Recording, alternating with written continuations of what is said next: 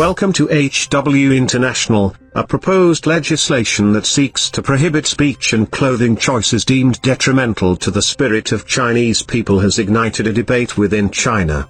If this law is enacted, individuals found guilty could face fines or imprisonment, but the proposal currently lacks a clear definition of what constitutes an offense. Social media users and legal experts are urging for more precise language in the legislation to prevent potential overreach in its enforcement. China recently introduced a series of proposed amendments to its public security laws, marking the first significant reforms in decades. The clothing regulation, however, has immediately triggered strong reactions from the public, with many online users criticizing it as excessive and unreasonable. The contentious clauses of the proposed law suggest that individuals who wear clothing or symbols that are seen as undermining the spirit or hurting the feelings of the Chinese nation, or who compel others to do so, could face detention for up to 15 days and fines of up to 5,000 yuan, $680, £550. Similarly, those who create or disseminate articles or speeches with such content could also be subject to the same penalties. The proposed legal changes additionally prohibit acts that insult, slander, or otherwise infringe upon the names of local heroes and martyrs, as well as vandalism of their memorial statues.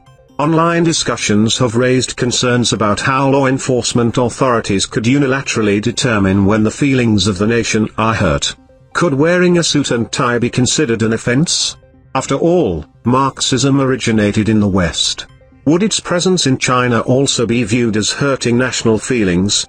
One user questioned on Weibo, a Chinese Twitter-like platform. Legal experts in the country have criticized the vague wording of the law, fearing it could be subject to abuse. Zhao Hong, a law professor at the Chinese University of Political Science and Law, expressed concerns that the lack of clarity could lead to violations of personal rights.